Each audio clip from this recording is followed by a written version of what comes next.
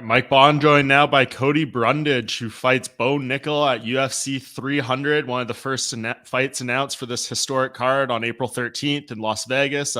Cody, I know it's obviously maybe a dream of a lot of fighters to be on an event like this. When you get the call from your management or whoever kind of passed along the info, what's the first reaction, even before you hear the opponent that they want you to fight at UFC 300? So my coach was the one who called me actually, and the day before, I swear on my kids, I told my wife, I said, "You know who my next fight's gonna be?" And she was like, "No, who?" I was like, "I'm gonna be fighting Bohn Nickal at UFC 300." I just had a feeling. I had seen on Twitter that like his name was circulating. They were thinking like, "Oh, we got to find an opponent for this guy," and just logically, I kind of thought it made sense. They had him booked against Trayshawn Gore for his last fight. Obviously, that fight didn't work out, but that's a common opponent, and obviously, he did a really good job in his last fight. So they probably wanted to bump him in terms of like a guy with a little more experience and just kind of follow that path that they've been on. So I just thought it made sense. And so when coach told me, or coach said, "Hey, I got an offer for you," I said, "Is it Bohn Nickal at 300?" And he's like, "What the hell are you talking?" Like it was kind of wild. So it's really cool. Um, I didn't really think that I would be on the card. Obviously, I feel like I'm more on the card because of who I'm fighting, but it's awesome, man. It's a great opportunity, and I'm really excited. Yeah, for sure. Can you, I mean, I'm sure you've been a fan of the sport, longer than you've even been a fighter. Can you remember where you were for like UFC 100, UFC 200? Do you recall those being like special nights in maybe your fandom of the sport? I don't remember where I was 100, 200. I was probably at my house and just had a bunch of people over and watched it. My house was kind of like the spot in college for people to come watch fights, and I remember that ugly, terrible yellow ring they did Yeah. for 300. But yeah, 200 was wild too because I feel like at first the card was like crazy, and then so many things like happened to like kind Mhm. of make that card fall apart a little bit, and so. Uh, Hopefully that doesn't happen with this one. But yeah, I mean, definitely remember the big ones, right? Yeah, that'll be one that I guess kind of stands out in your career, no matter what. And coming off the last one, I know you said you wanted to take like a little break and everything. Obviously, you've been able to kind of enjoy the holidays here. Was this the good timeline? Were you hoping to fight around April? Like you're going to be kind of refreshed from that break you wanted to take? Yeah, I think April's kind of perfect, and I fought my first fight last year or this year, I guess we're still in 2023, was April, and I still got 4 fights in by the end of the year. So it was a busy end of the year, and I feel like a break was earned and also needed, and yeah, just be good to be refreshed and a little more healthy going into this camp and putting in the work. And the only thing that's different is just trying to get back to balancing a long camp. I feel like my longest camp last year or this year was like 4 weeks. And so this one's going to be closer to 4 months. And so it's just trying to balance that and not get burnt out and make sure you're peaking at the right time. Yeah, that makes sense. And that last one was so spectacular with the slam. You got the bonus you wanted and everything. That was just a crazy fight card that went down in Austin. Was that like the win in terms of what you've had so far in your career? Is that one that kind of you feel maybe got you the most attention and the most notoriety, people talking the most? Yeah, I would say so, just because, he's an undefeated prospect, kind of has a lot of hype coming off a contender series. And my year hadn't been going that great. And I think people kind of thought he was going to steamroll me. And then just being able to kind of put some things together that I hadn't been able to previously and try to kind of finally feel like a vet and actually feel that and be present in the fight was something that was different. And, something I feel like I can carry forward into future fights. And so all of those things were important. And then obviously getting the bonus is huge, especially around Christmas time. So all those things were good, but I just feel like it's Dustin Jacoby. He told me before the fight, he's like, man, it's only going to take you one. Like once you do it one time, once you kind of turn that corner once, it's going to be all downhill. You're going to be rolling downhill, and so I really feel that, and I felt that in the fight. So that to me, that was the best part of the fight. Yeah, I mean, it already seems like I'm sure for the rest of your career, no matter like the ups and downs, you're probably going to get asked about that period, right? With the 3 fight losing skid, but you've been able to turn it around. And, obviously the DQ was kind of a weird one too, but this was like a legit clean win. Very nicely done highlight and everything. So that's where you feel that corner that you wanted to turn and that Dustin was telling you about finally came.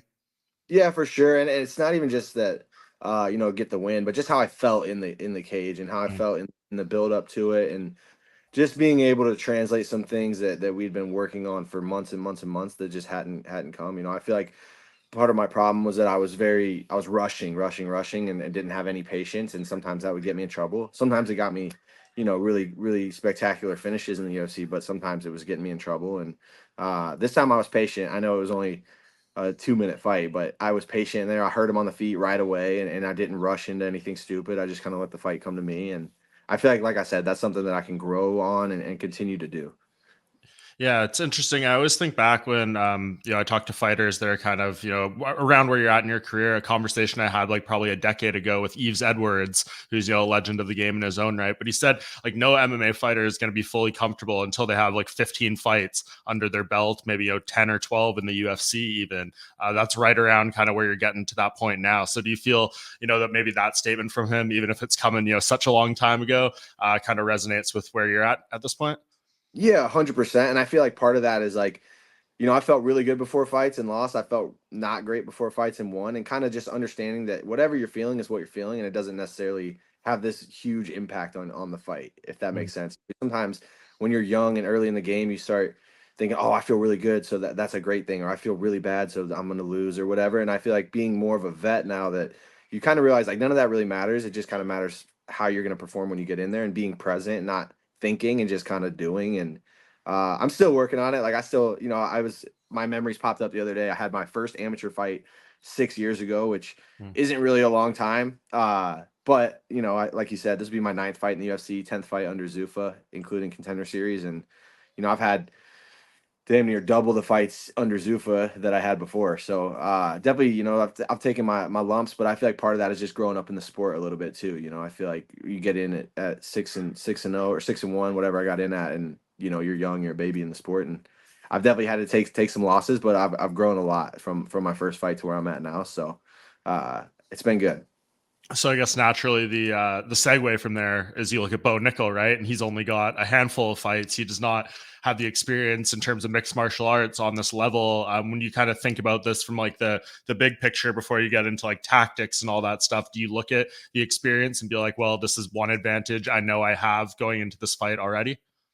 Yeah, 100%. And I feel like part of it is kind of the same thing with the guy I just fought. He'd never been in a real scrap. He just kind of had steamrolled everybody that he'd ever fought. And I feel like it's once you get into that first real fight, it's different. You got to figure some things out about yourself. Like Bo doesn't really even know the fighter he is right now. He's a hammer and he's really good. He's talented. I take nothing away from the kid. I think he's a good fighter and he's done exactly what he should do to the people that he's fought. But I feel like I'm far and away the toughest test of his career. I come from a wrestling background. Obviously, I'm not a 3-time Division I national champion, but I come from a wrestling background. I've been through the college grind of wrestling, and I have had success at the highest level. And I just feel like he's never even been cracked really, so he doesn't really. You don't know who you are as a fighter. You don't even know how you'll respond because it's never happened. And it's my job to put him there, and then we'll see how he responds. And I was able to do it with this last kid. I think I'll be able to do it with Bo. I fought some really talented, scary dudes, dangerous dudes, and nobody's really run me over yet. And I don't think Bo's gonna be the first one to do it. So. And you mentioned, you might not be on this card if it wasn't like for him. He's obviously got some hype around him. We know kind of the way he's been positioned. Do you feel he's worthy of all this like attention and hype that he's gotten so far? Or when you look at it and be like, hey, maybe I'm seeing something different as the opponent that the rest of the world or other people are? No, I get it. I mean, how many Division I national champions do we have, let alone 3-time Division I national champions, and I think coming from that Penn State lineage is something else. Like anybody that's connected to the wrestling world knows that that's a real dynasty, and so that's already going to give you some clout and some hype. And he did the right things, right? He went to ATT, which is a big gym, going to get you some clout and hype. He before he even ever fought, he was helping out Jorge Masvidal, kind of building his brand that way. And so I feel like he's done the correct things to kind of build his brand, and then he's had performances that people can be like, okay, yeah, it makes sense, right? Like he's finished everyone he's fought, run through everybody a little bit. So it makes sense to me. I'm not, I'm not unrealistic, like mad at him or like you don't deserve this and you're taking what I work for. Like I get it, man. He's definitely put in the work, built his brand, and I'm happy to have the opportunity to go try to take that from him, and everyone like Bo Nickal, everyone wants to fight him right now for sure, like in the division. I feel like that's nothing new for him. Like him in wrestling, like he had a target on his back his whole career. Honestly, probably should have been a 4-time national champ. And so when you come up in that, you know what it's like for everybody to kind of take what you want to take what you have. And so I feel like he's kind of a grown accustomed to that. But for me, when I look at the fight, you're talking about a guy with championship level clout around his name. You know, he's got the clout of a UFC champion, without the skills, right? Like his wrestling is obviously next level. His wrestling is championship level, but I wouldn't say his jiu-jitsu is championship level. I wouldn't say his striking is championship level.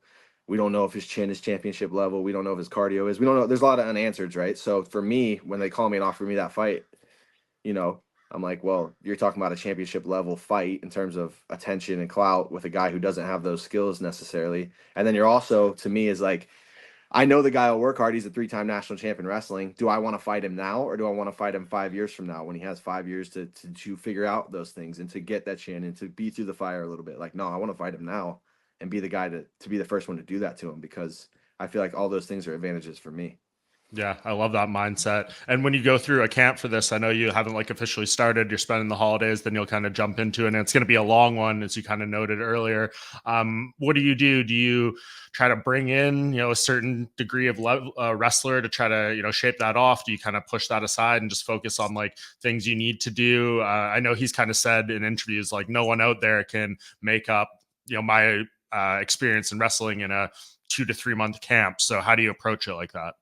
Yeah, I agree 100%. Like I told my coach right away, I come from one of the best gyms in the world. We do a really good job of planning and preparing, but to try to bridge that gap in 4 months is just not doable, right? So like, because people have said that to me, like coming up, like, Yeah. oh, I'll just stop your wrestling. Well, it's not that easy, right? Like I've done it my whole life, and uh, I think it's just figuring out like how can I make it more difficult? How can I make things harder on him so then it pays dividends for me later in the fight, right? So I will bring some people in. I'm gonna bring Nick Maximov in for a month. He was my debut opponent. Yeah. He was able. He's a southpaw. He's fought at the highest level. So I feel like he might not have the wrestling level of Bo, but he's a skilled jujitsu guy, brown belt in jujitsu, good striking. So it's a similar look. It's a good look, and I feel like it'll be good. It'll be good, but really, it's just kind of focusing on me and how do I make this a difficult fight for Bo Nickal? In terms of like, do I think I'm going to stop every takedown he goes to get? No, I don't. I feel like that's unrealistic. So how do I make those takedowns difficult to get so that he's using more energy? And then when I'm on my feet, how do I take advantage of making him use that energy? Right. I feel like everyone he's fought is like, well, I'll just stop his wrestling, and I feel like you're just setting yourself up for failure when that's your mentality. So no, that's not my mentality to stop the wrestling.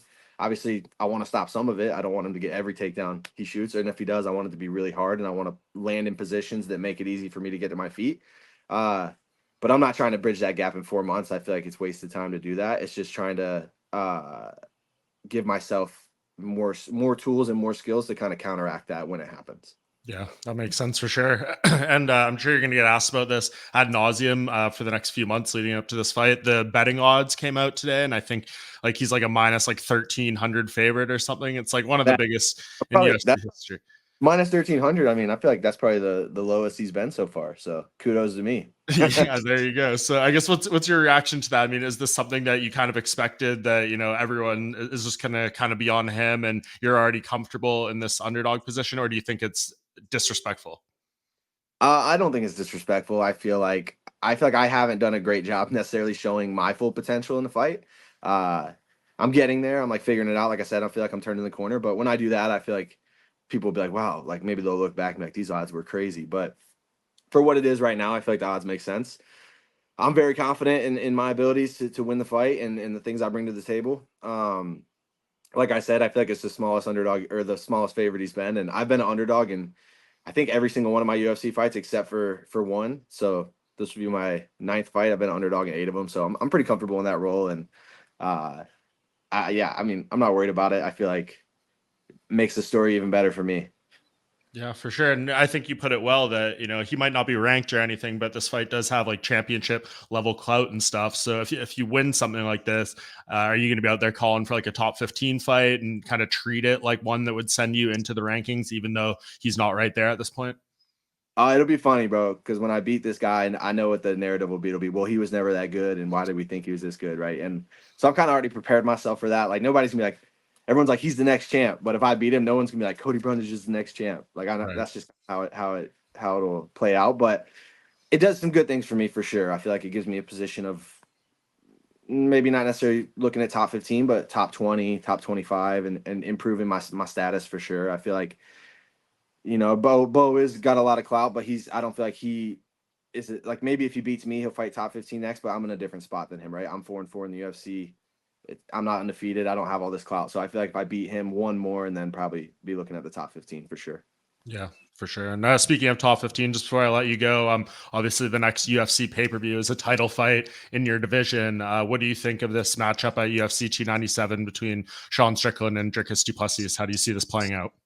Oh, it's gonna be a super ugly fight. Both those guys just kind of have clashing styles of pressure and basics, kind of winning fights. I feel like it's really gonna be dependent on if Driscus can get to his wrestling, and if he can get to his wrestling, could be problems for Sean. But I think Sean has better wrestling defense than people really think. And you know, after what Sean did to Izzy, it's gonna be hard to bet against him. And uh, I think it's a favorable matchup for Strickland. I know Driscus says that he can breathe like 137% oxygen now or something. So maybe that'll play out. But I feel like he's had cardio issues in the past, and a 5-round fight with Strickland, you know, he's definitely going to test that. So I think Strickland gets it done. Awesome, man. Well, I appreciate that insight, and I think this was, very insightful and kind of how you're taking the approach to this fight, which is obviously a big one on what's probably going to be the biggest card of the year. So, congrats on securing this fight, securing a place on UFC 300, and best of luck, with the training camp and everything. I'm sure we'll see you out there during fight week. All right, brother. Appreciate you.